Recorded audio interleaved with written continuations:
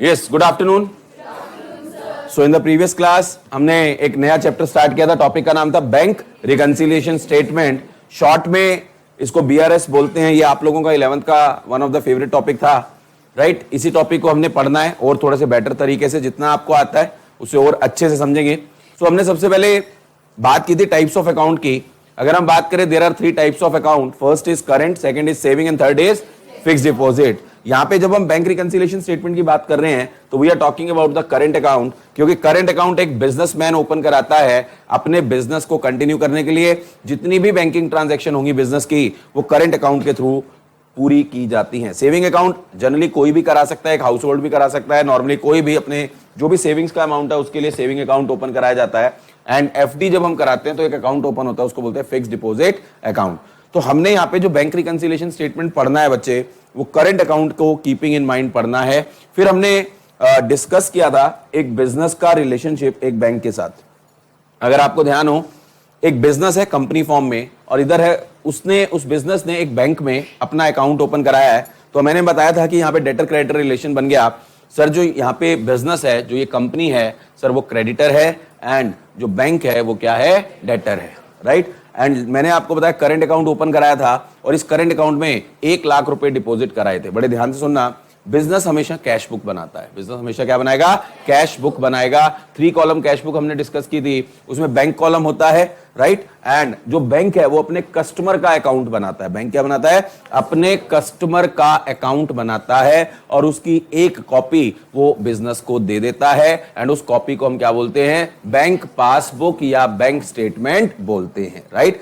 अब मैंने आपको यह समझाया था डेबिट क्रेडिट, सिंपल सी बात, कि बिजनेस अगर पैसा, जो भी पैसा बिजनेस के बिहाफ पे बैंक में जाएगा तो बिजनेस क्या करेगा, अपनी कैश बुक के रिसीट साइड पे बैंक कॉलम में रिकॉर्ड कर देगा। इसका मतलब बैंक कॉलम डेबिट हो जाएगा। एंड वही सेम चीज बैंक क्या करेगा, अपने कस्टमर के अकाउंट की क्रेडिट साइड पे लिख देगा।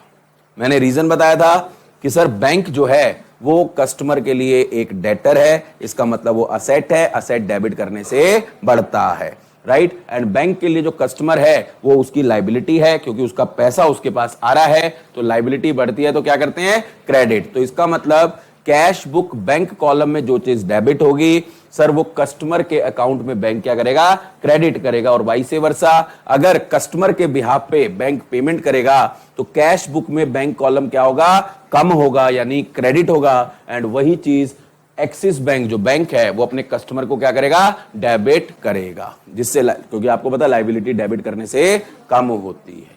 याद है आप लोगों को? एंड दिस प्रोसेस कंटिन्यूस, ये प्रोसेस कंटिन्यू होता है। और एक समय के बाद अगर हम बैलेंस की बात करें तो बैंक कॉलम का जो बैलेंस है, ठीक है सर, वो कस्टमर के बैलेंस के साथ बैंक में क्या करना चाहिए, मैच करना चाहिए। अगर ये मैच नहीं करता तो इसका मतलब देयर आर सर्टेन डिफरेंसेस, ठीक है सर, मैच नहीं करता इसका मतलब डिफरेंस है। तो सर वो मैच क्यों नहीं कर रहा, उसके लिए सर एक स्टेटमेंट बनाई जाती है। Such statement is known as bank reconciliation statement. What is bank reconciliation statement? एक ऐसी स्टेटमेंट सर जिसको बनाया जा रहा है for the purpose of reconciling, for the purpose of matching the difference between bank column as per cash book and sir customer का जो account है, कस्टमर के अकाउंट को हम क्या बोलेंगे, bank passbook. What is bank passbook या bank statement? It is a copy of customer account given by the bank to its customers. तो सर ये जो बैंक रिकंसिलिएशन स्टेटमेंट है, हमने क्वेश्चन पूछा था कौन बनाएगा, आंसर आया था ये customer, that is business bank reconciliation statement बनाएगा। एंड सर जो ये बिजनेस बैंक रिकंसिलिएशन स्टेटमेंट बनाएगा, it is not a part of books of account, क्योंकि ये नीड बेस्ड स्टेटमेंट है। जरूरत पड़ेगी तो बनाएंगे, जरूरत नहीं पड़ेगी तो नहीं। तो सर जरूरत कब पड़ेगी, जब डिफरेंस आएंगे, जब बैलेंस मैच करेगा तो फिर जरूरत नहीं पड़ेगी। नॉर्मली जो बैंक स्टेटमेंट है मंथ के बेसिस पे बनाई जाती है, मंथ एंड पे बनाई जाती है। ये सारी चीजें हमने लास्ट क्लास में क्या कर ली थी, डिस्कस कर ली थी। याद है ना लायकों? जाते जाते हमने नया टॉपिक स्टार्ट किया था, लिखा था कि सर अब हमें अगला स्टेप क्या पढ़ना है, what are the reasons of difference, difference क्यों आएगा, उसके क्या क्या रीजंस हो सकते हैं। तो ये जो रीजंस ऑफ डिफरेंसेस हैं सर, उसको हमें दो केसेस में पढ़ना है, case 1 and case 2। Case 1 talks about reason of difference में पहला केस जो है differences due to time gap in recording the transaction, time gap, and दूसरा है difference due to errors committed in recording the transactions. तो sir हमें आज की क्लास बहुत ध्यान से सुननी है, क्योंकि आज की क्लास से हमारा प्रैक्टिकल शुरू होगा। और मैंने आपको बताया था नॉर्मली 11th में जब ये टॉपिक पढ़ाया जाता है तो टीचर्स एक फॉर्मेट लर्न करा देते हैं, वो फॉर्मेट आपने लर्न कर लिया, वो आइटम्स ऐड हो गई, लेस हो गई, तो उसके अलावा अगर कोई आइटम आपसे पूछें तो टन टन गोपाल कुछ नहीं आता, ठीक है। तो इसीलिए हमें वो लर्न नहीं करनी है आइटम्स, हमें समझनी है और उसके बाद उसका इफेक्ट देना है। तो अभी हम रीजंस ऑफ डिफरेंसेस में केस 1 को कंप्लीट करेंगे आज। रीजंस में पहला केस है due to time gap in recording the, यानी हम पढ़ रहे हैं कि सर हमारा जो बैंक कॉलम कैश बुक है और हमारा जो पासबुक का जो बैलेंस है क्यों मिसमैच रहता है। There are two reasons, reason 1 reason 2, यानी केस 1 केस 2। पहला रीजन जो है differences due to time gap in recording the transaction. तो हम केस 1 को डिस्कस करना शुरू कर रहे हैं। Case 1, time gap in recording the transactions. ध्यान से सुनेंगे बेटा, बहुत इंपॉर्टेंट टॉपिक हम शुरू कर रहे हैं। एंड इसके लिए आपको बेसिक अंडरस्टैंडिंग जो हमने बेसिक मेहनत कर रखी है वो काम आने वाली है, राइट। अब हम इसमें कुछ ट्रांजैक्शंस की बात करेंगे, तो आज हम उन ट्रांजैक्शंस का इफेक्ट देखना चाह रहे हैं कि डिफरेंस आता है या नहीं आता है, ठीक है। रटना नहीं है, समझना है। फर्स्ट केस जो बहुत ही फेमस केस है, फर्स्ट पॉइंट जो है सर आपने सुना होगा, बुक्स बंद कर देना, बुक्स की जरूरत नहीं है। Check issued but not presented for payment. अपना सारा ध्यान अब यहीं लगाएंगे, कहीं पे भी और ध्यान नहीं लगाना। Check issued but not presented for payment, ये सबसे पहला पॉइंट है टाइम गैप में। तो मैं समझाऊं उससे पहले, अगर आपको इस लैंग्वेज का मीनिंग पता है ये क्या है, तो सर अगर कोई बताना चाहे check issued but not presented for payment क्या है, ये कोई बताना चाहे तो बता सकता है। Check issued but not presented for payment क्या मतलब है इसका? जिनको आता है एक बार झंडे तो खड़े करें।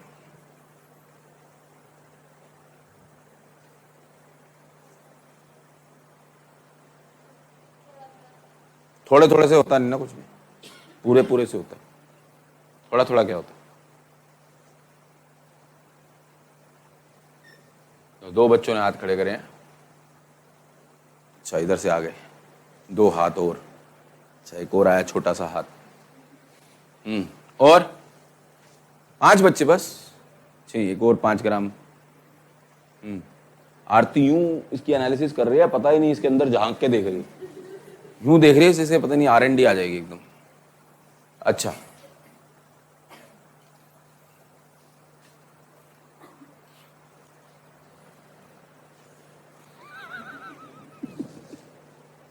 तो मेरे साथ तो असले, मेरे साथ कौन सी लड़ाई है तेरी? मेरे साथ तो नहीं है ना, तो फिर मेरे साथ तो मैंने तो नहीं कहा ना कुछ, जिसने कहा उसको पकड़ के। अच्छा, दीवार में से यूं हाथ निकले और उसने बोला चुप, ऐसे। अच्छा चलो कोई ना। राहुल, सब तेरा किया धरा है, मेरी शक की सुई तेरे ऊपर है। सही जगह है ना? है ना? तेरे मैं बताता हूं बेटा, तूने नाराज किया है ना? हाँ जी, चलिए 1 मिनट। हाँ बेटा तू बता, तू कुछ कह रहा था।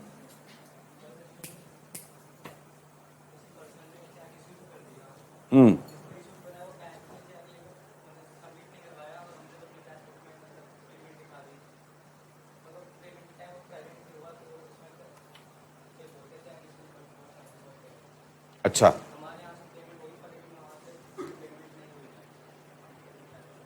थोड़ा थोड़ा थोड़ा थोड़ा थोड़ा ना। हाँ भाई पीछे, तू पहले बबलगम खा ले या बात कर ले। हैं तो बबलगम पहले अंदर या बाहर? बाहर। क्लास में खाने को, ऐसे खाने को कहते हैं जुगाली। जुगाली समझते हो क्या होता है? जुगाली कौन करता है? वो हर समय मुंह चलाते रहते हैं ना। हाँ, अब मैं खाते खाते आपको पढ़ाऊं कितना बुरा लगेगा, तो आप खाते खाते मत पढ़ो ना बेटा। सबको ये बोल रहा हूँ, सिर्फ उसको नहीं, सबको। ये एटिकेट्स होते हैं क्लास में बैठने के, है ना। ये कोई क्लब नहीं है बैठे हुए। हाँ जी प्लीज। और कौन है यहां से? विशाली, अरे बात पूछ प्लीज, आजा बेटा।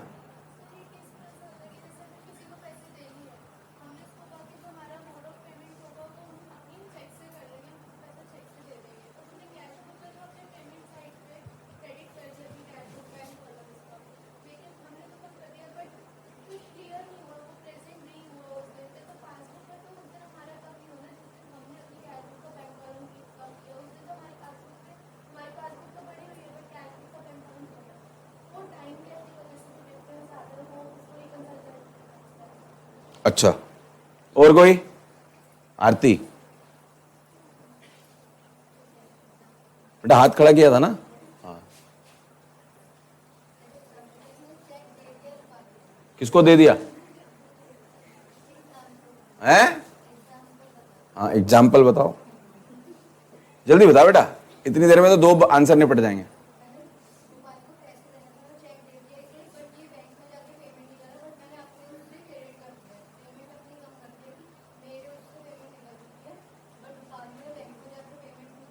ली नहीं?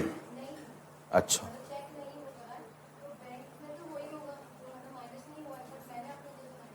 अच्छा चलो, गुड ट्राई। युशिका, हम मना लेंगे, डोंट वरी, ठीक है। तो भी पहले पढ़ाई की तरफ ध्यान दे, सीधी बैठ, पॉस्चर शुड बी प्रॉपर।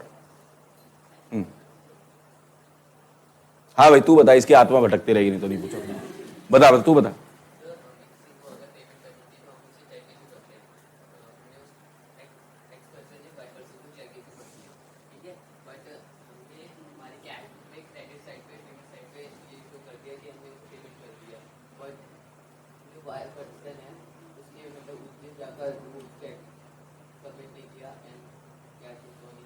हमारी पासबुक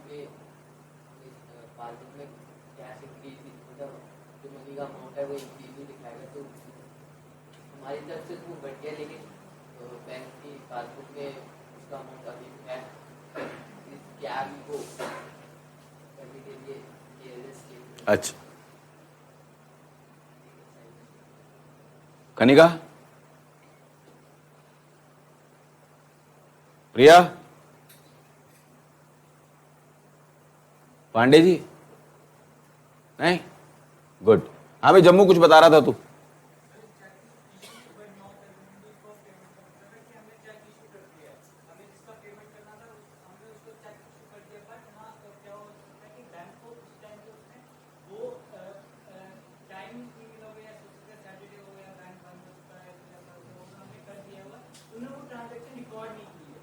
जब पेमेंट होगी तो हम अपने साइड को पेमेंट स्टार्ट कर देंगे, बस उन्होंने अपनी साइड पे हमने कर दिया कि हमने अपना बैंक साइड क्लिक कर दिया क्या हम वो काम हो चुका है कि हमारा बैलेंस कम हो चुका है। बट क्या होता है कि टाइम पीरियड ना मिलने के या कोई ऑफ है कोई तो उसके कारण वो उन्होंने बैंक में नहीं किया, तो उसको कहते हैं अच्छा,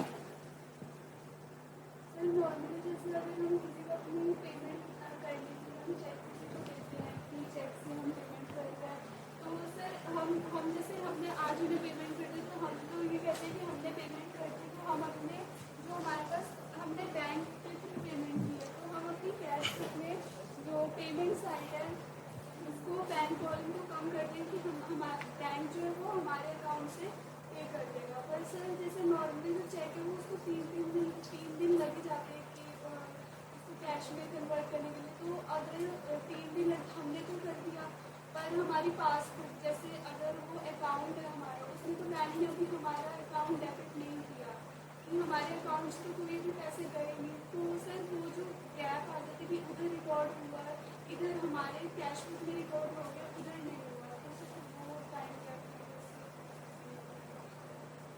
अच्छा, और कोई?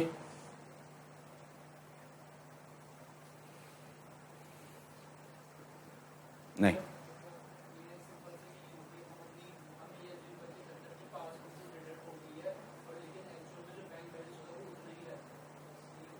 पासबुक डिडक्ट हो गई है बैंक में।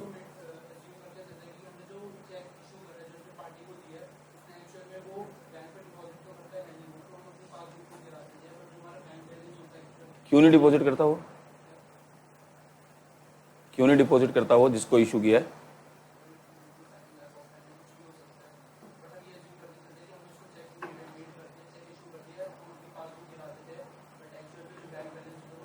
पासबुक नहीं लाते, कैश बुक ला देते। हाँ जी, और कोई? भाजी तुसी आज सन्नाटा, बारिश का मौसम, नो तारे, नथिंग, नो स्टार्स। नहीं, चलो हाँ जी, सुनेंगे अब ध्यान से। जब भी हम कोई टॉपिक यहां पढ़ रहे हैं, ये किसी एक पर्टिकुलर बिजनेस को लेके चल रहे हैं, मतलब किसी एक आइडेंटिटी के पॉइंट ऑफ व्यू से पढ़ रहे हैं, राइट? अब ये जो फर्स्ट पॉइंट है ना, ये बहुत इंपॉर्टेंट पॉइंट है, और इसको हम दो पार्ट में, दो बना लेते हैं, दो ब्रैकेट बना लेते हैं। Check issued but not presented for payment, but not presented for payment बहुत इंपॉर्टेंट पॉइंट है। जब भी ये टर्म आएगी चेक इशूड, ठीक है सर, तो यहां पे पहला पॉइंट तो ये आना चाहिए, व्हाट इज चेक? चेक होता क्या है? चेक क्या होता है? तो हम नेगोशिएबल इंस्ट्रूमेंट एक्ट पढ़ेंगे, उसमें there are 3 types of negotiable instruments, bill of exchange, promissory note and check.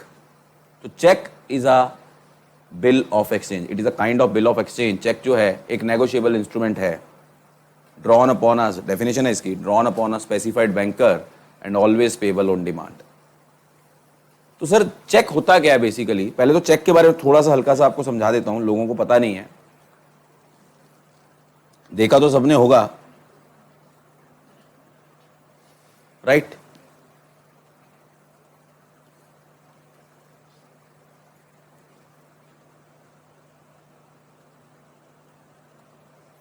कुछ इस टाइप का होता है, या नंबर्स होते हैं, या नंबर्स होते हैं, है ना, होता है ना ऐसा कुछ। यहाँ वो अमाउंट लिखा जाता है, यहाँ नाम जिसका लिखा जाता है, कितना अमाउंट है यहाँ लिखा जाता है वर्ड्स में, होता है ना sir, this is cheque. Actually cheque है क्या? बेसिकली कोई ना कोई तो चेक इशू करता है। चेक इशू वही करता है, ये लाइन हमेशा ध्यान रखना, जिसको किसी को पेमेंट करनी होती है। अगर पेमेंट करनी है, और वो पेमेंट कैसे करनी है सर? बैंक से बैंक में पेमेंट करनी है, तो वहां पे हम क्या इशू करते हैं? चेक इशू करते हैं। लेट्स से यहां पे हमने पेमेंट करनी थी बी को, तो उसका नाम लिख दिया, ठीक है जी। तो अब ये पेमेंट किसको मिलेगी? बी को मिलेगी। ये पेमेंट किसको मिलेगी? बी को। लेकिन बी को ये पेमेंट कैश में नहीं मिलेगी, ये पेमेंट कैश में नहीं मिलेगी। हम पढ़ेंगे टाइप्स ऑफ चेक पढ़ेंगे, एक होता है अकाउंट पेई चेक पढ़ेंगे। आपने सुना होगा, पापा देखा होगा कभी ऐसे क्रॉस लाइन डाल देते हैं, उसमें अकाउंट पेई लिख देते हैं। लोगों से पूछो ना, उनको पता नहीं है क्या ये। इनमें बहुत चीजों का, सिर्फ 2 लाइनें डाल दी या 2 लाइनों में अकाउंट पेई लिख दिया, देखा है ना, ये ऐसे लिखते हैं। क्या है ये? नेगोशिएबल इंस्ट्रूमेंट एक्ट में हम पढ़ेंगे सारी चीजें। बट जब हमने ऐसे किया है, जिसका नाम लिखा है, पेमेंट उसी को मिलेगी। लेकिन उसको ये नहीं कि वो बैंक में गया और ये चेक दिया और उसे कैश मिल गया, नो। यहां पे ये पेमेंट उसके बैंक अकाउंट में जाएगी। किस में जाएगी? बैंक अकाउंट में जाएगी। उसके बैंक अकाउंट में जाएगी, इसका मतलब उसका बैंक अकाउंट क्या हो जाएगा? क्रेडिट हो जाएगा। और जिसके बैंक अकाउंट से आई है, उसका बैंक अकाउंट क्या हो जाएगा? डेबिट हो जाएगा। ये पहले समझना बहुत जरूरी है। तो ये जो पहले दिमाग में नोशन निकाल दो कि चेक लेके गए, वो अलग चेक होता है, वो बियरर चेक होता है, जब हमें खुद पैसा विड्रॉ करना होता है। सब सिखाऊंगा नेगोशिएबल इंस्ट्रूमेंट एक्ट में, अभी वो टाइम नहीं है, ठीक है। तो यहां पे हम कहना क्या चाह रहे हैं, केस 1 में जो फर्स्ट केस है, चेक इशूड, लेट्स से यहां पे एक्स लिमिटेड है, इसका एक्सिस बैंक में अकाउंट है, यहां पे कोई मिस्टर बी है, ठीक है सर, उनका एसबीआई में कोई अकाउंट है, ठीक है सर। एक्स लिमिटेड ने बी को पेमेंट करनी थी, एक्स लिमिटेड ने पेमेंट किसको करनी थी? बी को, और पेमेंट करनी थी चेक के थ्रू, इसका मतलब बैंक से बैंक। तो इसका मतलब पेमेंट करनी थी लेट से 1 लाख रुपए की, तो एक्स लिमिटेड ने क्या किया, एक चेक पे बी का नाम लिखा, ठीक है सर, 1 लाख रुपए लिखे, और ये एक्स लिमिटेड ने ये चेक किसको दे दिया? बी को दे दिया। चेक इशूड का मतलब है now this cheque is with B, ये चेक किसके पास चला गया? बी के पास चला गया। बड़े ध्यान से सुनना। अब जैसे ही चेक इशूड हुआ, इसका मतलब एक्स लिमिटेड ने तो ये मान लिया कि हमने पेमेंट क्या होगी? कर दी है। एक्स लिमिटेड ने क्या कर दी? पेमेंट मान लिया है, एक्चुअली में पेमेंट नहीं हुई है अभी, मान लिया कि उसने पेमेंट कर दी है। तो एक्स लिमिटेड ने क्या किया होगा? अपनी कैश बुक में पेमेंट साइड में सर क्या किया होगा? बैंक कॉलम को क्रेडिट कर दिया होगा। यस और नो? अब यहां 3 दिन की बात नहीं हो रही है अभी बेटा, अब जिन जिन्होंने जो जो बताया था अपना ध्यान रखेंगे। अब वो चेक किसके पास है? बी के पास। चेक किसके पास है? बी के पास। अब बी के पास है चेक, तो यहां पे अब बी जाएगा, किसके पास जाएगा? अपने बैंक के पास। बी किसके पास जाएगा? अपने बैंक के पास, जिस बैंक में उसका अकाउंट है, और उस बैंक में वो चेक को क्या कर देगा? डिपॉजिट करा देगा। उस बैंक में वो क्या कर देगा? चेक को डिपॉजिट करा देगा। बड़े ध्यान से सुन लेना। अब ये चेक किसके पास है? एसबीआई के पास। अब ये जो एसबीआई है ये किसको अप्रोच करेगी? एक्सिस बैंक को अप्रोच करेगी। ये किसको अप्रोच करेगी? एक्सिस बैंक को, कि भैया तेरे एक कस्टमर का चेक क्लियर होने के लिए आया है। ये अप्रोच कर रही है एक्सिस बैंक को। इसका मतलब तब एक्सिस बैंक के पास ये जो चेक है वो क्या हो रहा है? प्रेजेंट हो रहा है फॉर पेमेंट। पॉइंट समझ आ रहा है? तो सर इसका मतलब क्या हुआ? इसका मतलब जब तक एक्सिस बैंक के पास ये चेक पेमेंट के लिए आएगा ही नहीं, एक्सिस बैंक तब तक एक्स लिमिटेड के अकाउंट को जो वो मेंटेन कर रहा है उसको डेबिट नहीं करेगा। इसका मतलब अगर मैं बोलता check issued and presented for payment, इसका मतलब क्या हुआ? सर हमारी कैश बुक भी कम हो गई, उधर से पासबुक भी। इसका प्रेजेंटेड फॉर पेमेंट का मतलब क्या है? आ गया और उन्होंने पेमेंट कर दी। बात समझ आ रही है? तो नॉट प्रेजेंटेड फॉर पेमेंट का मतलब है कि सर हमारे बैंक के पास अभी वो चेक क्लियरेंस के लिए आया ही नहीं है। इसका मतलब जब तक नहीं आएगा तब तक मेरी पासबुक का बैलेंस क्या नजर आ रहा होगा? बढ़ा हुआ, और मेरी कैश बुक का बैलेंस क्या आ रहा है? कम। गैप आ गया, डिफरेंस आ गया। पॉइंट समझ आता है एवरीवन?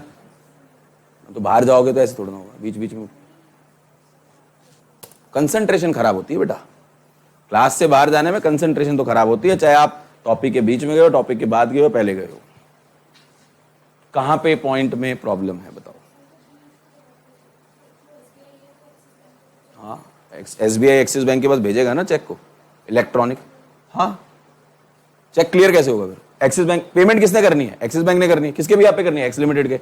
चेक एक्सिस बैंक के पास तो एसबीआई भेजेगी ना। यही तो बच्चों को नहीं पता, प्रॉब्लम तो यही है ना, टीचर ने सिखाया ही नहीं। 11वीं में कुछ सिखाते थोड़ी ना, 11वीं में तो रटवाते हैं, रट लो। तो तुम्हारे आंसर से उससे पता चल रहा है। इसकी इमेज जाती है, इलेक्ट्रॉनिक इमेज जाती है चेक की, ठीक है? Electronic image SBI. ये थोड़ी ना कि चेक लेके एसबीआई का बंदा जाएगा एक्सिस के पास, इतना टाइम है? दिन में लाखों चेक एसबीआई के पास आएंगे, एक्सिस बैंक के पास थोड़ा ना पहुंचता। इतने बैंक से सब बैंकों के पास पहुंचता रहेगा, पागल हो जाएंगे। सब इलेक्ट्रॉनिकली होता है। टर्म यूज है ट्रंकेटेड चेक। बहुत सारी चीजें हैं, भी आप बहुत छोटे हो, सीखोगे धीरे धीरे, तो इसकी इमेज जाती है इलेक्ट्रॉनिकली। और स्नैपचैट आता है ना, तो ये आज से नहीं चल रहा है, पहले से चल रहा है। बैंकिंग ट्रांजैक्शन में 90s में रेवोल्यूशन हो गया था, उसे पब्लिकली हम लोग बाद में यूज कर रहे हैं। तो बैंकिंग में तो पहले से ही हो गया था। तो इमेज जाती है इलेक्ट्रॉनिकली किसके पास, एसबीआई से किसके पास जाएगी, एक्सिस के पास। क्योंकि भैया देखो एक बात बताओ ना, यही तो समझना है, टाइम इसी में लगना है। भैया पेमेंट एक्सिस के अकाउंट से जानी है, किसके पास जानी है, बी के पास। बी के पास कैश थोड़ी ना जाना है, बी के भी अकाउंट में जानी है। पेमेंट क्या होगी, अकाउंट टू अकाउंट होगी, ये ध्यान रखना है। कृतिका अजीब सी शक्ल मत बना, यही तो पता नहीं है बच्चों को। तो अकाउंट टू अकाउंट जानी है, ये ध्यान रख लेना, ये बहुत इंपॉर्टेंट पॉइंट है, अकाउंट टू अकाउंट जाना प्लीज। बी के पास चेक गया इसका मतलब ये नहीं है बी के पास पैसे आ गए या बी सीधा एक्सिस बैंक चला गया और पैसा ले आया, नो। इसी के लिए हम टर्म यूज करेंगे अकाउंट पेई चेक। अब एक बात बताओ, आप हमारे इंस्टीट्यूट को पेमेंट करते हो, हमारे इंस्टीट्यूट का नाम लिखते हो चेक पे, तो इसका मतलब ये थोड़ी ना कि हमारा इंस्टीट्यूट यानी हम लोग आपके जो अकाउंट है उसमें जाएंगे, हम तो अपने अकाउंट में डिपॉजिट कराएंगे ना जहां मेरा बैंक है। ये समझने की बहुत जरूरत है बच्चों को। तो होगा क्या, ये होता ही है, एसबीआई किसको अप्रोच करेगी, एक्सिस को, और पेमेंट किसके अकाउंट से होनी है, एक्स लिमिटेड के अकाउंट से होनी है। वो अकाउंट मेंटेन कौन कर रहा है, एक्सिस। अब सुनो चेक क्या है, चेक की जो डेफिनेशन है ना वो यही है। चेक की क्या डेफिनेशन है, चेक एक बिल ऑफ एक्सचेंज है, बाद में बात करेंगे बिल ऑफ एक्सचेंज क्या होता है, which is drawn upon a specified banker and always payable on demand. Drawn upon a specified banker and always payable on demand को मैं लीगली बाद में समझाऊंगा, बट चेक का मतलब क्या है, यहां पे ये जो चेक है इसका मतलब क्या है कि जो इशू कर रहा है, यहां पे इशू कौन कर रहा था, एक्स लिमिटेड।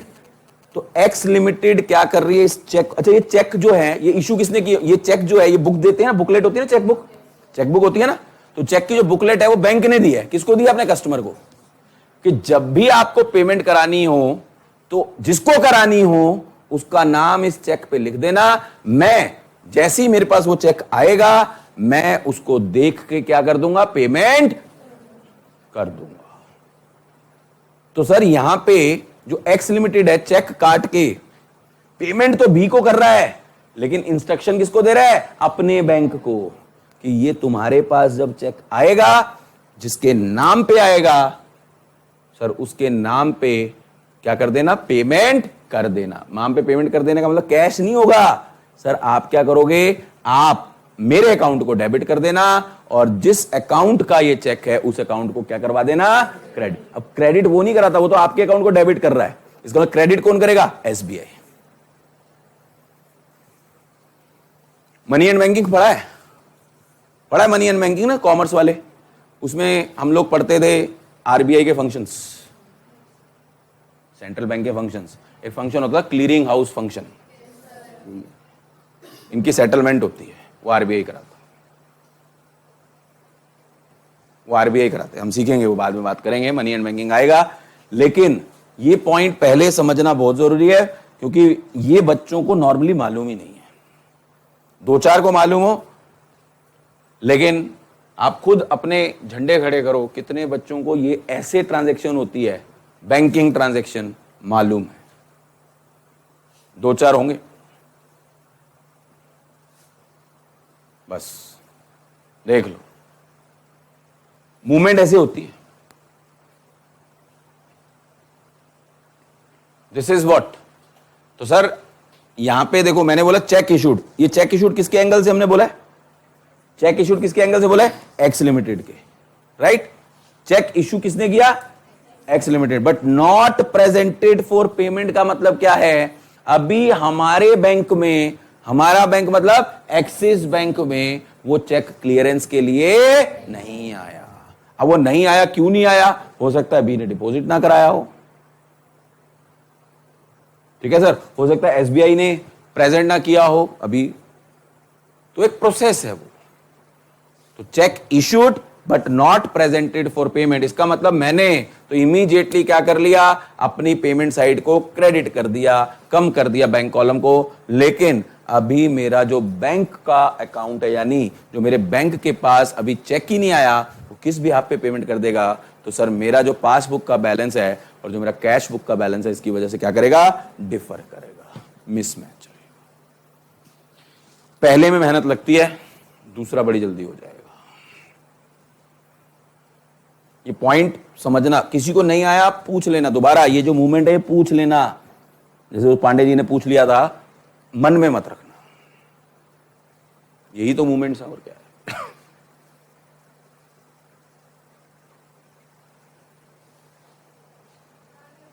Thank you.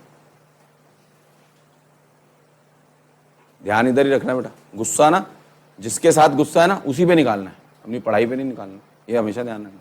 गुस्से को पालना सीखो। कांतिया, हाँ जी प्लीज, घातक में था ना, अपने गुस्से को पालना सीखो, जब जरूरत हो तब शो करो। इधर कहाँ है ग्रेसी, कहाँ है? जिंदा है बेटा? इसको देख के बेहोश तो नहीं हूं? पूछना पड़ता है ना आर्ट साइंस वालों से तो खासकर। बरका क्लियर है ये? आपको समझ आया बेटा? किसी को कुछ पूछना हो इस पॉइंट से रिलेटेड, चेक इशूड। अब देखो हमने रट्टा मारा, अगर समझ लिया तो बहुत समझ आ जाएगा। रट्टा मारा था check issued but not presented for payment. अगर क्वेश्चन बोल दूं check issued but presented for payment, तो क्या इसकी वजह से कोई डिफरेंस आएगा? आएगा ही नहीं। इसीलिए अगर वो लाइन लिख दें, क्या उसकी बैंक रिकंसिलिएशन स्टेटमेंट में कोई ट्रीटमेंट होनी चाहिए? नहीं होनी चाहिए। यही मैं समझा रहा था कि भैया 5 आइटम ऐड 5 लेस, लेकिन उसके अलावा कोई आ जाए फिर क्या करें? तो वो समझ से ही आएगा बेटा। तो कोई ट्रांजैक्शन से गैप आएगा तभी सर हम उसकी ट्रीटमेंट बैंक रिकंसिलिएशन स्टेट करेंगे। अगर उससे गैप ही नहीं आ रहा तो फिर उससे कोई ट्रीटमेंट करने की जरूरत नहीं, इवन दो आपको कंफ्यूजन के लिए लिख सकते हैं। हमारा ना एक बचपन में हमें टीचर ये समझाते नहीं थे कि अगर आपके पास 5 चीजें क्वेश्चन में दी हैं, जरूरी नहीं है कि उन 5 को यूज करके ही क्वेश्चन सॉल्व होगा। सर कोई एक ऐसी आइटम भी हो सकती है जिसका यूज ही यही है कि उसका कोई यूज, चेक यही करना चाह रहे हैं कि आपको पता चलता है नहीं चलता। मुस्कान जिंदा है बेटा? ये पॉइंट समझ आता है? अब देखो ये अगर समझ आ गया ना तो कोशिश करते हैं, देखो सेकंड अपने आप समझ आ जाएगा। वो इसका उल्टा है, वो इसका रिवर्स है। सेकंड पॉइंट क्या है? Check deposited, check deposited into bank but not yet collected by bank, not yet collected by bank. Check deposited into bank but not yet collected by bank. देखो इसको भी 2 पार्ट में बांट सकते हैं ना। इसको मुझे कोई समझा सकता है? अब चेक डिपॉजिटेड इनटू बैंक का मतलब क्या है? फिर वही एक ही पर्सन से, वही एक्स लिमिटेड के एंगल से, ठीक है। Check deposited into bank but not yet collected by bank. ये कोई मुझे समझाओ तो मजा सा आ जाए। हाँ बेटा शाबाश। बिल्कुल है। नहीं बोलो बोलो। और एक्स लिमिटेड को बी को पेमेंट करनी है। एक्स और बी का अकाउंट सेम एसबीआई में। एक्स लिमिटेड ने चेक इशू कर दिया बी को, और बी ने अपने बैंक में जाके अपने एसबीआई में उसने चेक डिपॉजिट करा दिया। गलत है, शुरू से ही गलत हो गया था। हाँ जी।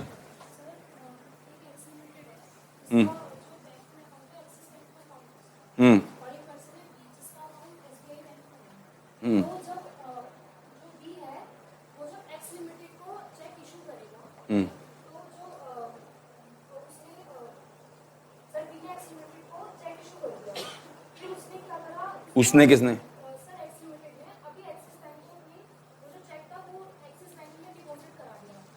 एक्सिस बैंक ने एसबीआई बैंक से उसकी जो अप्रोच मतलब जो वहां से उसको कराना था वो किया, वैसे पेमेंट नहीं हुई। अच्छा हाँ भाई।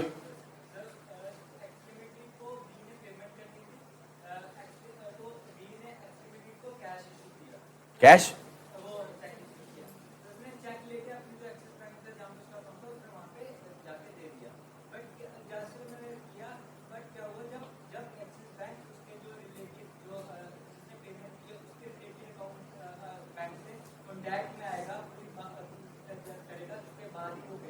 यस। देखो ये दोनों ने जो बोला सुनो ध्यान से। इट इज, जो ये सेकंड पॉइंट है ना, ऐसे बोलो। देखो it is just opposite of first point. जब भी चेक इशू होता है इसका मतलब हमने पेमेंट करनी है। जब भी चेक डिपॉजिट कर रहे हैं हम, तो इसका मतलब हमें पेमेंट रिसीव्ड होनी है। इसका मतलब इस बार एक्स लिमिटेड को किसी से पेमेंट रिसीव्ड होनी है, और जिससे पेमेंट रिसीव्ड होनी है उसने चेक इशू किया होगा। हमारे नाम पे, हमारा नाम क्या है, एक्स लिमिटेड। तो एक्स लिमिटेड के बाद जैसे ही चेक आया, उसने क्या किया, उसने चेक डिपॉजिट कर दिया किस बैंक में, जिस बैंक में उसका अकाउंट था। इसका मतलब एक्सिस बैंक में। हम वही एग्जांपल ले रहे हैं। इसका मतलब द मोमेंट, अब समझो, द मोमेंट एक्स लिमिटेड ने चेक डिपॉजिट किया होगा, एक्स लिमिटेड ने क्या हरकत की होगी अपनी कैश बुक में, अपनी cash book receipt side bank column क्या कर दिया होगा, डेबिट कर दिया होगा। करा होगा या नहीं करा होगा। इसका मतलब एक्स लिमिटेड ने तो उसी टाइम मान लिया कि हमारे पास पेमेंट आ गई, हमारा कैश बुक का बैलेंस क्या हो गया होगा, बढ़ गया होगा। लेकिन सर क्या एक्चुअली में पेमेंट आई है, नहीं आई है। But not yet collected by bank का मतलब क्या है, वही प्रोसेस इस बार एक्सिस बैंक किसके पास भेजेगा, एसबीआई के पास। इसमें टाइम लगेगा ना। इसका मतलब एक्सिस बैंक के पास पेमेंट कलेक्ट नहीं हुई है। जब तक पेमेंट कलेक्ट नहीं होगी तब तक क्या एक्सिस बैंक हमारे अकाउंट का मतलब एक्स लिमिटेड के अकाउंट को क्रेडिट करेगा, नहीं। तो हमारा कैश बुक का बैलेंस और पासबुक का बैलेंस क्या करेगा, मिसमैच करेगा।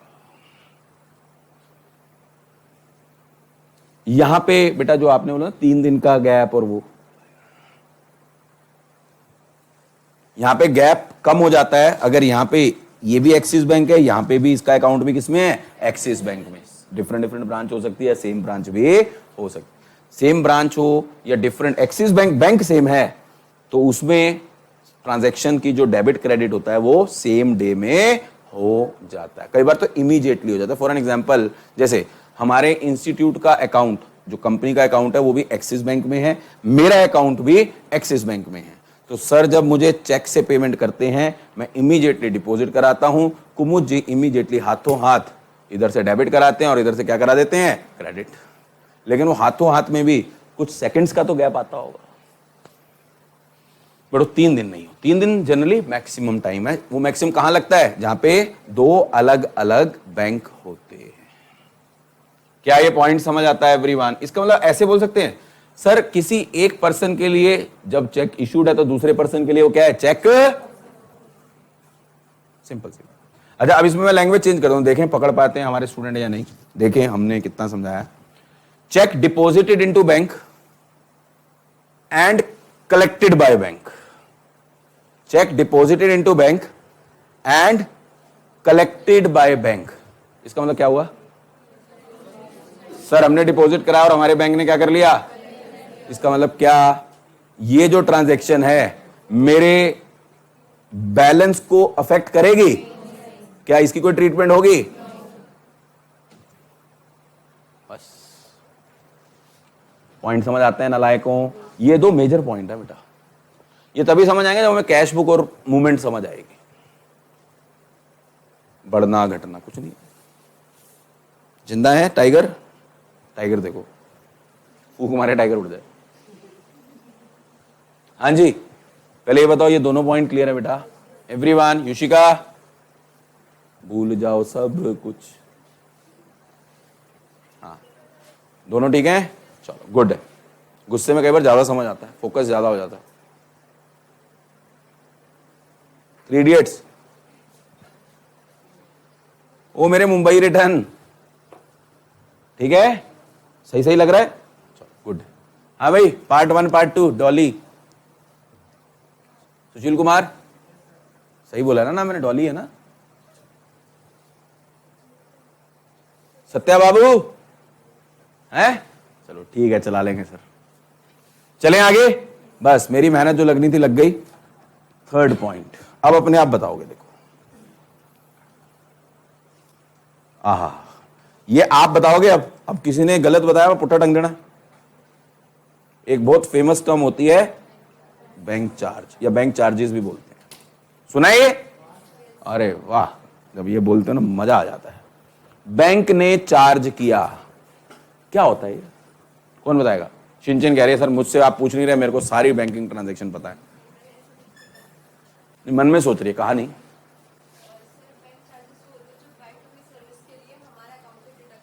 Very good. तो अब इसकी वजह से गैप कैसे आ सकता है, ये मैं हम तो ये पढ़ रहे हैं ना, इनकी वजह से गैप आ सकता है कैसे।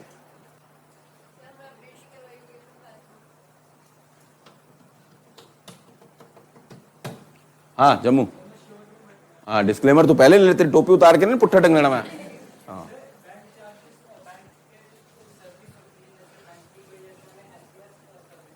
कौन सी अस्थमा, क्या बोल रहा भाई?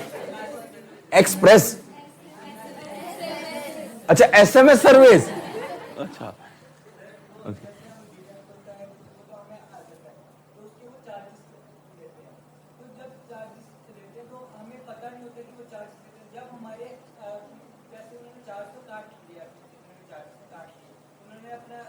तेरी पिछली क्लासेस कुछ मिस हुई है ना, कैश बुक नहीं करी ना तूने मेरे से, चल बोल।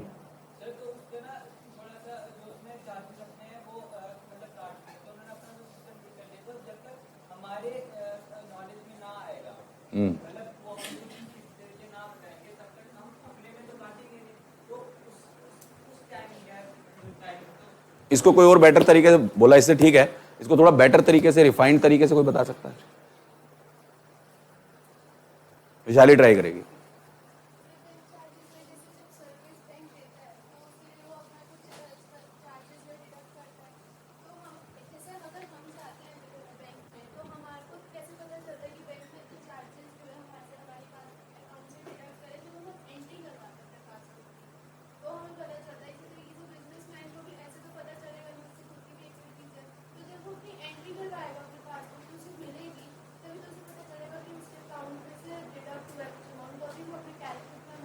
यस, यही सुनना चाह रहे थे, लास्ट लाइन अगर नहीं बोलती तो आधा आंसर हो जाता। सुने ध्यान से, देखो बैंक ने चार्ज किया, बहुत सिंपल बात है, बैंक ने चार्ज किया। बैंक चार्जेस होते क्या है? बैंक कुछ सर्विसेज प्रोवाइड करता है किसी भी तरीके की। अब सर्विसेज क्या हो सकती हैं? लाइक इसने एसएमएस चार्ज बोला, उसके अलावा क्या होता है, मैं रियल लाइफ सिनारियो में बात करता हूँ। आज की डेट में ना बैंक हमारे बिहाफ पे बहुत सारी सर्विस कर सकता है, वो हमारे ऊपर है, हम ऑप्ट करते हैं नहीं। लाइक हमारे बिहाफ पे हमारे इलेक्ट्रिसिटी बिल पे कर सकता है, हमारे बिहाफ पे वो इंश्योरेंस प्रीमियम पे कर सकता है, हमारे बिहाफ पे वो हमारे डिविडेंड इंटरेस्ट जो भी आने हैं कहीं से उनको कलेक्ट करके सीधा हमारे अकाउंट में क्रेडिट कर सकता है। तो ये बहुत सारी सर्विसेज हैं जो बैंक हमारे बिहाफ पे करता है, एंड उसके लिए बैंक कुछ नॉमिनल चार्जेस चार्ज करता है उस सर्विस को देने के लिए, एंड उन नॉमिनल चार्जेस को हम क्या बोलते हैं? Bank charges. अब जब बैंक चार्ज करेगा तो बैंक क्या करेगा? समझना, बैंक तो इमीडिएटली जिस दिन ड्यू डेट आएगी, बैंक जैसे लेट से 100 रुपए चार्ज करने हैं तो इस सीधा वो उठा के क्या कर देगा? सर हमारे अकाउंट को, हमारा अकाउंट उसके पास मेंटेन्ड है, उसको क्या कर देगा? डेबिट कर देगा। ऐसे बोलो, हमारा अकाउंट क्या कर देगा? डेबिट कर देगा। एडजस्टमेंट किसमें करेगा? हमारे अकाउंट में ही करेगा, डेबिट कर देगा। द मोमेंट उसने डेबिट किया, मेरी पासबुक का बैलेंस क्या हो जाएगा? कम हो जाएगा। लेकिन सर मुझे बिजनेसमैन को कब पता चलेगा? जब मेरे पास कोई मैसेज आएगा। जब तक मेरे पास, यानी मैसेज का मतलब जब तक मेरे पास कोई नॉलेज में नहीं आएगी चीज, तब तक बिजनेसमैन को पता नहीं चलेगा, और जब तक बिजनेसमैन को पता नहीं चलेगा वो अपनी कैश बुक को कम नहीं करेगा। पॉइंट समझ आ रहा है? तो क्या पा गया? पासबुक का बैलेंस पहले ही कम हो गया था, कैश बुक का बैलेंस कम नहीं हुआ। कब कम होगा? When the businessman came to know about the transaction, तभी वो अपनी कैश बुक को अफेक्ट करेगा। तो सर ये रीजन है जिसकी वजह से क्या हो सकता है? हमारा बैंक बैलेंस एंड हमारी पासबुक क्या कर सकती है? मिसमैच हो सकती है। पॉइंट समझ आता है एवरीवन? चलें आगे, ये पॉइंट बहुत इंपॉर्टेंट है। बैंक चार्ज आपको क्वेश्चन में कई बार पूछा गया। फोर्थ,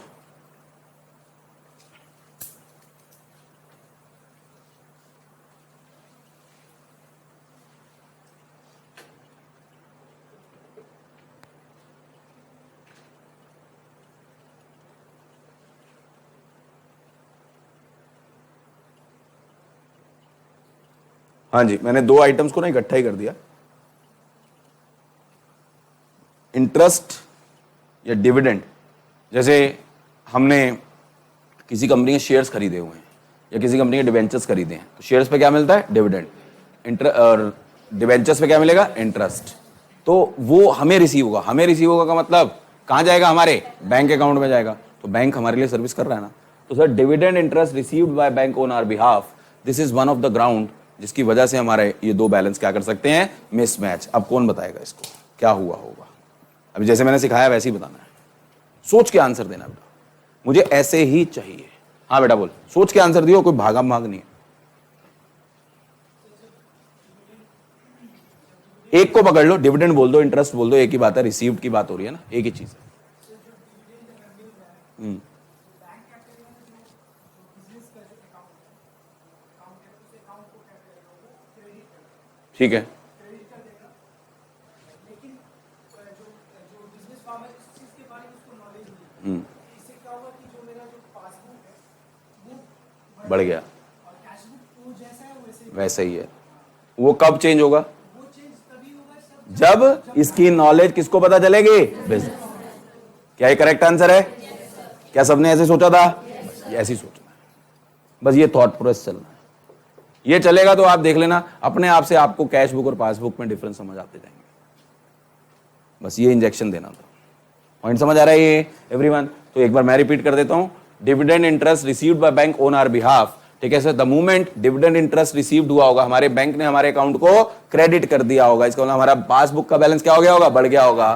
बट सर बिजनेसमैन के पास इतना टाइम नहीं हो, डेली देखता है, जब तक उसके पास इसकी इंफॉर्मेशन नहीं आएगी तब तक वो अपनी कैश बुक को कोई भी अफेक्ट नहीं कर रहा। इसका मतलब मेरी कैश बुक का जो बैलेंस है वो बढ़ा हुआ होगा, कम होगा? कम होगा as compare to passbook. Difference आ गया? पॉइंट समझ आता है? नेक्स्ट, इस फोर्थ पॉइंट का उल्टा करते हैं। फोर्थ पॉइंट का उल्टा का मतलब देखते हैं।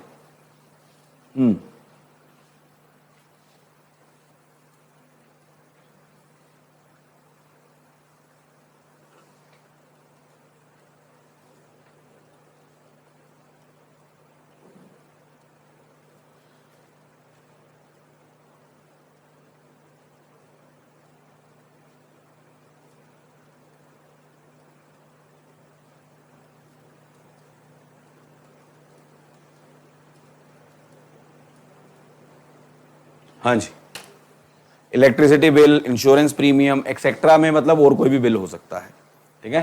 पेड बाय बैंक, अब आगे लिखने की जरूरत है ऑन आवर बिहाफ, ठीक है ना। अब कोई और ट्राई करो, शाबाश, सबको मौका मिलना चाहिए, और ट्राई करो, शाबाश। तो कॉन्फिडेंस इसी से आएगा जब आंसर दोगे। इस लाइन वाले कम आंसर दे रहे हैं, इधर वाले ज्यादा दे रहे हैं, देख लो कंपटीशन। हाँ यस,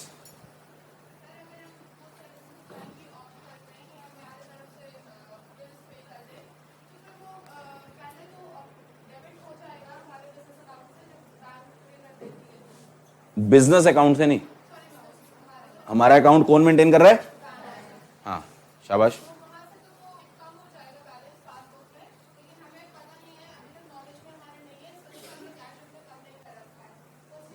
क्या ये आंसर करेक्ट है? Absolutely correct. एक टर्म यूज होती है, ये जो पेमेंट जब हमने करवानी होती है ना अपने बैंक से, टर्म यूज होती है स्टैंडिंग इंस्ट्रक्शन।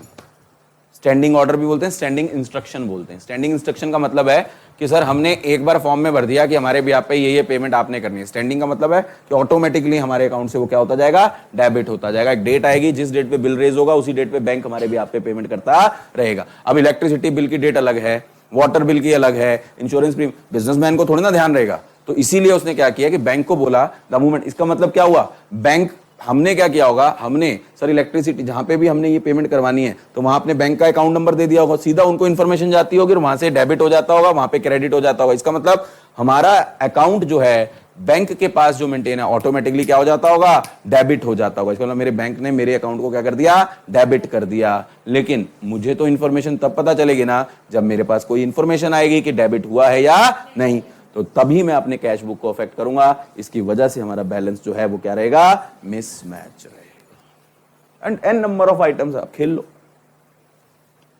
अब बताओ कोई रटने की जरूरत है? ट्रीटमेंट हम बाद में देखेंगे, मतलब कंसेप्ट समझो। ये कंसेप्ट क्या क्या रहा है, मूवमेंट होती क्या है हमारे बैंक के साथ, तो ये समझना बहुत बहुत ज्यादा जरूरी है। इसके अलावा ये फिफ्थ पॉइंट है, और बहुत सारे पॉइंट्स हो सकते हैं। एक उल्टा हो सकता है, एक और पॉइंट हो सकता है, let's say sixth point.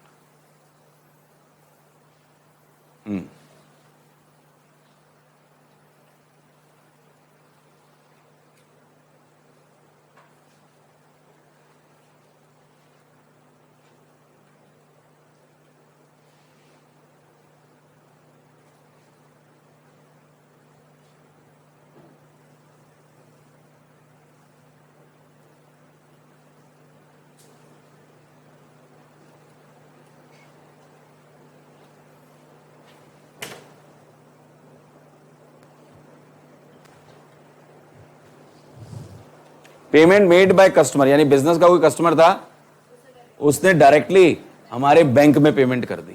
Directly हमारे पेमेंट कर दी का मतलब डायरेक्टली हमारे बैंक में क्या कर दिया, कैश डिपॉजिट करा दिया। हमारा बैंक का अकाउंट का नंबर लिया, सीधा वो कैश डिपॉजिट कराने जाते हैं ना, हमारे अकाउंट में उतना पैसा जमा करा दिया। द मोमेंट उसने ऐसा पैसा जमा कराया होगा, हमारा बैंक बैलेंस क्या हो गया होगा, बढ़ा। यानी इसका मतलब हमारे बैंक ने हमारे अकाउंट को क्रेडिट कर दिया होगा। लेकिन जब तक वो हमें बताएगा नहीं नालायक, तब तक हमें पता नहीं चलेगा, तब तक हम हमारी कैश बुक को अफेक्ट। पॉइंट समझ आता है? गैप गैप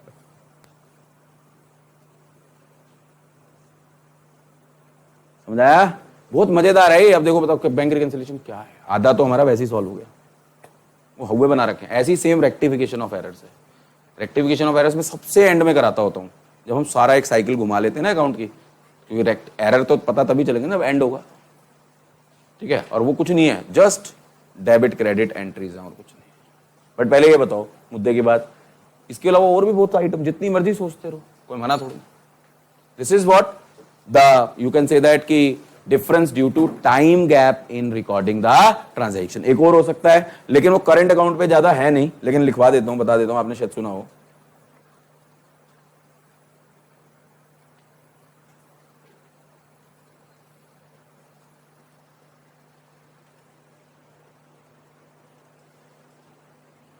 अब होता है ना, हमारा पैसा जो बैंक में डिपॉजिट होता है उस पे बैंक हमें क्या देता है, इंटरेस्ट देता है। लेकिन जो ये इंटरेस्ट हमें मिलता है ना, वो दो ही अकाउंट पे मिलता है, सेविंग पे या फिक्स्ड पे। करंट अकाउंट में कभी भी इंटरेस्ट रिसीव्ड नहीं होता, रादर इंटरेस्ट चार्ज होता है, ठीक है। चलो हम मान के चलते हैं अगर हमें इंटरेस्ट बैंक ने दिया है तो हम क्या ट्रीटमेंट करेंगे, सब बोलेंगे क्या होगा, इसका मतलब क्या होगा, बैंक ने ऑटोमेटिकली हमारे अकाउंट को क्या कर दिया होगा, वेरी गुड। अब ऐसी भाषा में बोलना, क्रेडिट कर दिया होगा, बढ़ा दिया होगा। इसका मतलब हमें जब तक नॉलेज नहीं है, हम अपने कैश बुक को बढ़ाएंगे नहीं, हमारा बैलेंस क्या रहेगा, मिसमैच रहेगा। अगर बैंक ने इंटरेस्ट चार्ज किया होता तो क्या होता, सर उसने हमारे अकाउंट को क्या कर लिया होता, डेबिट। जब तक हमें नहीं पता चलेगा तब तक हम अपनी कैश बुक को अफेक्ट।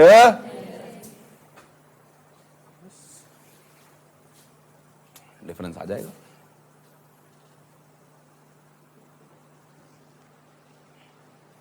और कुछ किसी को कोई टॉपिक, कुछ इन पॉइंट से, अभी टाइम गैप पे रहेंगे, एरर्स हम बाद में करेंगे, अभी पहले इतना पचाओ, excess of everything is bad. इसमें अगर किसी को और कोई पॉइंट पूछना हो तो you can ask. Time gap से रिलेटेड कोई दिमाग में आ रहा हो आपको,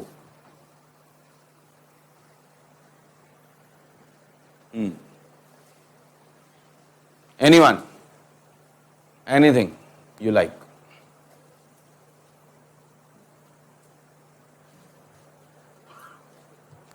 चलें जी, आगे चलें, अभी छुट्टी नहीं हुई, 5-7 मिनट और थोड़ा सा है ना, थोड़ा सा और पढ़ते हैं। बट पहले इतना बताओ, पचा लिया इतना? अभी हम इसी एरर्स, अभी हम इसी टाइम गैप से बेसिस पे ही बात कर रहे हैं, अभी एरर वाली बात हम कर ही नहीं रहे, राइट। अब द मुद्दा is, the main thing is how to prepare the bank reconciliation statement. अब हमें यह समझना है कि बैंक रिकंसिलिएशन स्टेटमेंट कैसे बनेगी। तो हमारा मुद्दा आ रहा है how to prepare BRS, bank reconciliation statement कैसे बनेगी प्लीज। तो ये बैंक रिकंसिलिएशन स्टेटमेंट जो बनानी है, उसके लिए बच्चे हमें दो डिफरेंट तरीके से क्वेश्चन दिए होते हैं। एक स्टार्टिंग पॉइंट दिया होता है और एक एंडिंग पॉइंट दिया होता है, या स्टार्टिंग पॉइंट दिया होता है, एंडिंग निकालना होता है। अब स्टार्टिंग पॉइंट क्या होगा, बोलेंगे balance as per cash book, या स्टार्टिंग पॉइंट क्या होगा, बैलेंस एज पर पासबुक। तो जो स्टार्टिंग पॉइंट होगा उसका अपोजिट क्या होगा, ending point. Balance as per cash book अगर स्टार्टिंग पॉइंट है तो balance as per passbook ending point होगा। अगर balance as per passbook starting point है तो balance as per cash book क्या होगा, एंडिंग पॉइंट होगा। यही होता है। लेकिन पहले इन बैलेंसेस का मतलब क्या है उसको हम समझते हैं। लेट्स से हम balance as per cash book की बात करते हैं। कैश बुक की बात करते हैं, इधर हमारा पासबुक। आज इसको समझ के पहले खत्म करेंगे। Balance as per cash book. अब आपको, और जब भी मैं कैश बुक बोल रहा हूं कौन से कॉलम की बात कर रहे हैं? बैंक कॉलम, कैश कॉलम की बात नहीं कर। ये याद है ना, मैंने लास्ट क्लास में बताया था। तो balance as per cash book, cash book के दो बैलेंसेस हो सकते हैं। कैश बुक के दो बैलेंसेस हो सकते हैं सर, या तो डेबिट बैलेंस हो सकता है या क्रेडिट बैलेंस हो सकता है। ध्यान से सुनना, जनरल रूल क्या होता है सर? कैश बुक असेट होती है, असेट का कौन सा बैलेंस होता है? और जब कैश बुक का डेबिट बैलेंस है, सुनना ध्यान से, इसका मतलब receipt sides are more than payment side. ये होता है ना, रिसीट साइड, समझना बेटा, ये क्वेश्चन आए हुए एग्जाम में। Receipt sides are more than payment side. तो इसका मतलब जब मेरे पास रिसीट ज्यादा है पेमेंट से, तो मेरा ये बैलेंस फेवरेबल है या अनफेवरेबल है? इसीलिए जो मेरा debit balance as per cash book होता है, उसको हम बोलते हैं favourable balance as per cash book. सुना है ये? क्यों बोलते हैं, समझ आया? क्योंकि मेरी रिसीट साइड का बैलेंस, जब भी मेरी रिसीट साइड 1 लाख की है, पेमेंट साइड 30,000 है, नेट इफेक्ट कितना है? 70,000। तो 70,000 मेरे पास पॉजिटिव बैलेंस है। पॉइंट समझ आता है? इसका वाइस वर्सा, अगर मेरी पेमेंट साइड ज्यादा है रिसीट साइड से, तो वो बैलेंस मेरा क्या होगा? Credit balance. उसको हम क्या बोलेंगे? बस खत्म।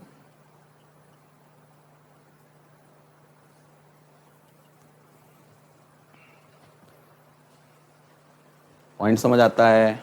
Favourable balance as per cash book, unfavourable, या बोले फेवरेबल को हम क्या बोलेंगे? Debit balance as per cash book, या अनफेवरेबल को क्या बोलेंगे? Credit balance as per cash book.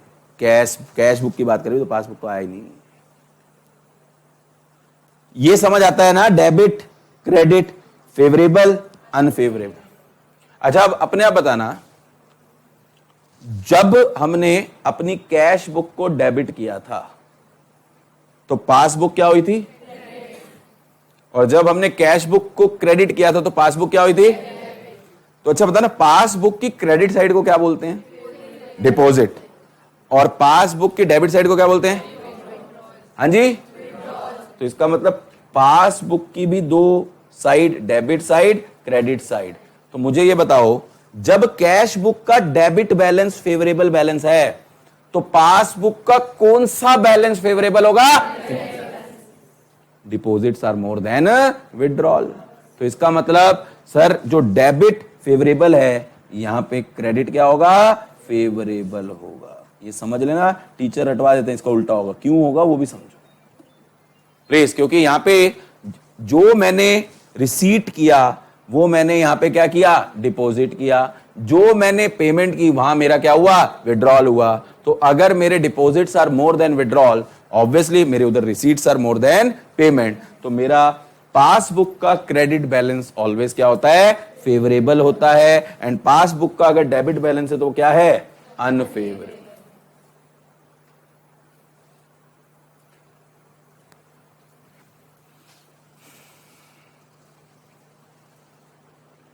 Point समझ आता है एवरीवन? तो इसका मतलब अगर मेरा balance as per cash book favourable balance है, तो इसका मतलब सेम बैलेंस मेरा क्या होना चाहिए? बैलेंस एज पर पासबुक, लेकिन वो कौन सा होना चाहिए? क्रेडिट बैलेंस होना चाहिए, अगर बैलेंस मैच कर रहा है। प्लीज, क्या ये पॉइंट समझ आता है? अब क्वेश्चन के एंगल से बात करते हैं। क्वेश्चन के एंगल से, अब मुझे क्वेश्चन में जो हाउ टू प्रिपेयर बीआरएस है,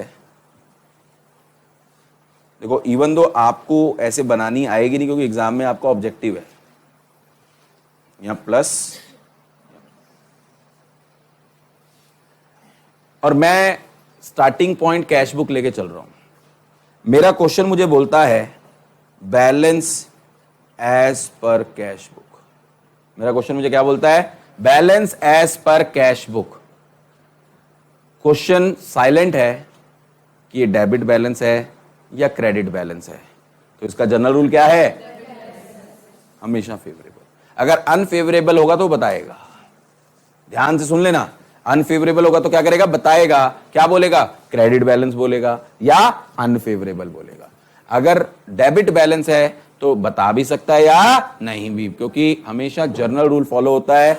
balance as per cash book का मतलब debit balance as per cash book या favourable balance as per cash book, one and the same thing. और जब balance as per cash book मेरा favourable है, debit balance है, तो जो फिगर हमें दी होगी वो किस साइड पे लिखी जाएगी? प्लस साइड पे। अभी हम फेवरेबल की ही बात करेंगे, अनफेवरेबल की बात नहीं करेंगे, वो बाद में करेंगे।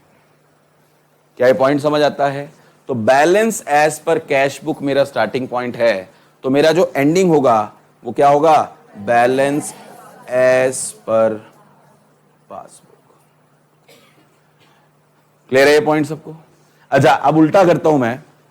अगर मेरा balance as per passbook starting point है, तो ये जनरल रूल कौन सा होगा? Credit balance. तो क्रेडिट बैलेंस होगा वो, ठीक है सर, तो वो भी कहां लिखा जाएगा? प्लस में ही लिखा जाएगा। यानी मेरा starting point balance as per cash book हो या बैलेंस एज पर पासबुक हो, हमेशा वो किस में लिखा जाएगा? प्लस में, पॉजिटिव में। अगर नेगेटिव होगा तो वो लैंग्वेज वाइज बताएंगे। क्या बताएंगे? अगर कैश बुक का नेगेटिव बैलेंस हो क्या बताएंगे? क्रेडिट बैलेंस या अनफेवरेबल बैलेंस। और अगर पासबुक का नेगेटिव बैलेंस है तो सर उसके लिए बोलेंगे क्रेडिट डेबिट बैलेंस, या बोलेंगे अनफेवरेबल, या एक बोलेंगे ओवरड्राफ्ट। पढ़ा है ना टर्म ओवरड्राफ्ट? आएगा अगली क्लास में, इसलिए मैं बोल रहा हूं नेगेटिव बैलेंस वाले अभी हम बात ही नहीं करें। मैंने सिखाया नहीं ओवरड्राफ्ट का मतलब क्या होता है। टर्म यूज होती है बैंक ओवरड्राफ्ट, होता है ना? पढ़ेंगे, अभी सीखेंगे। अभी तो बिल्कुल थोड़ा थोड़ा धीरे धीरे हम पुश करेंगे, एकदम नहीं डोज दे देंगे। ये समझ आता है? तो मेरा starting point and ending point मुझे पता चल गया। बीच का क्या है यही टीचर से रटवाते थे, हमने रटना नहीं, हमने समझ लिया है। तो हम एक प्रोसेस फॉलो करेंगे और उस प्रोसेस के अकॉर्डिंगली हम इसकी क्या करेंगे? ट्रीटमेंट करेंगे। बट आज नहीं। इतना सबने नोट कर लिया? एवरीवन एक काम करेंगे, मुझे पता है कईयों ने नोट नहीं किया होगा। एक काम करो, सबसे पहले जो भी अब मैंने आपको केस 1 में लिखवाया है, ये केस सारे नोट कर लो एक बार। जिन्होंने नोट कर लिया बहुत बढ़िया, जिन्होंने नहीं किए एक बार फटाफट से नोट करेंगे, और जिन्होंने नोट कर लिए एक बार वो रीड करें, अब्सॉर्ब करें चीजें जो आज हमने समझी हैं। प्लीज, हमने नोट कर लिया, हमने बस्ता भी पैक कर लिया। क्यों भाई, कहीं ट्रेन पकड़नी है? हैं? क्या हो गया? हैं? चलो, गदर आत्मा है ये भी।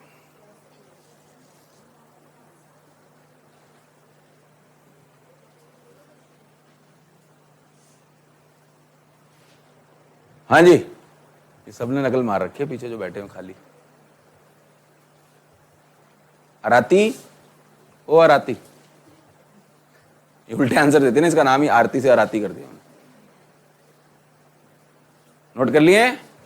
करें सर, कर लें। चेंज कर लूं इसको? हैं? और ये चित्रकारी भी बनाई है क्या कईयों ने? चित्रकारी बना तो ली, समझ जाओगे ना, ये तो मैंने समझाया है। चलो समझ जाना अपने, उल्टा मत समझना बस। ये चेक भी बना दिया कईयों ने, तो इसको भी कॉपी कर दिया होगा। आपने नोट किया बाबूजी? कहा बा? ओ बाबू, हाँ जी जल्दी प्लीज, जल्दी बेटा जल्दी, शाबाश। अगली क्लास भी है मेरी अभी टैक्स की। अभी जस्ट जो फाउंडेशन से शिफ्ट हुए ना उनको भी संभालना है। हाँ जी, सेकंड हो गया? कर ले चेंज? 2 मिनट ले बेटा, जल्दी कर। आरती नोट कर, बातें नहीं कर लिया नोट? अभी कह रही थी नहीं करा। जल्दी बेटा जल्दी, शाबाश।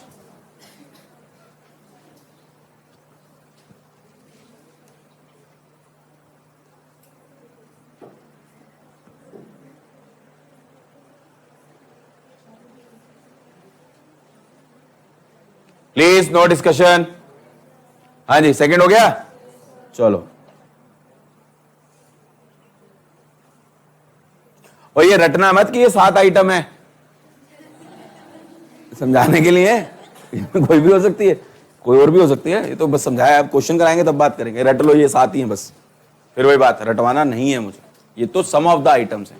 अच्छा, मैं इस लिस्ट को कह सकता हूं ये एक्सक्लूसिव लिस्ट है या इंक्लूसिव लिस्ट है? इंक्लूसिव। इंक्लूसिव का मतलब इसके अलावा और भी आ सकती है। आपने नोट कर लिया माता? जा रही है, इसे कोई लेना देना नहीं दुनिया से।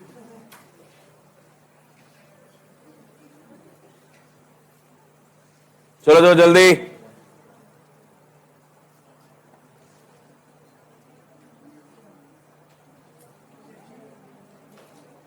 बातें नहीं हो गए, 5 हो गए, चेंज करें? ओ नलायक, ओ राहुल कर लिया? हाँ युशिका कर लिया बेटा नोट तूने? चलो ठीक है, हाँ जी जल्दी।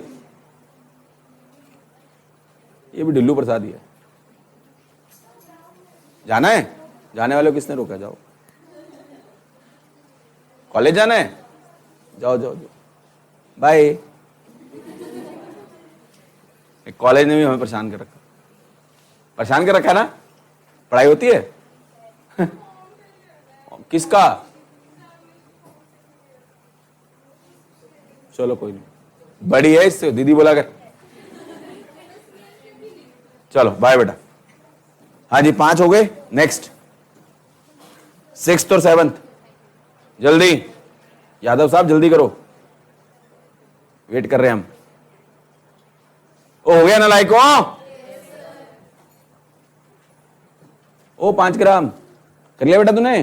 भाई तू भी कुछ घर में खाया खोया कर, जब से आई है डेप्रिशिएट सी हो गई है। हाँ जी एवरीवन हो गया, सबका नोट हो गया? इसके बाद ये जरूर नोट करना बेटा, ये जरूर, बहुत इंपॉर्टेंट है।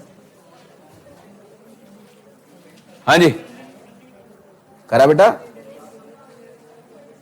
अरे ये लिखती भी जैसी खुद है ना वैसी है, दृश्य से छोटे छोटे। हाँ जी हो गया ना लाइक? अच्छा चलो हो गया हो गया। एक और भी तो था ना, नहीं हुआ अभी? लो करो करो जल्दी जल्दी।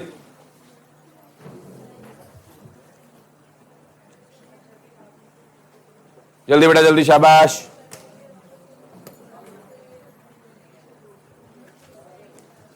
क्या हो गया बेटा तेरे को? हाँ जी हो गया? यार राहुल लड़कियों की तरह नोट कर रहा है यार, तू क्या कर रहा था? स्पीड बढ़ा।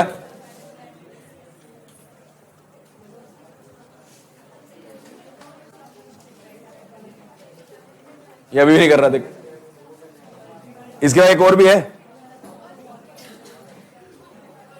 हाँ जी ये हो गया? चलो प्लीज 1 मिनट सुनेंगे बेटा।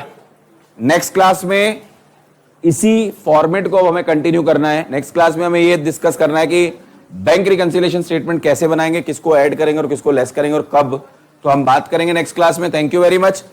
कल आपका स्टैटिस्टिक्स स्टार्ट होगा, कल फ्राइडे है ना, याद है मैंने बताया था? तो कल फ्राइडे है, स्टैटिस्टिक्स का फर्स्ट चैप्टर आपका स्टार्ट हो जाएगा, do not miss it. Thank you very much, कल मिलते हैं।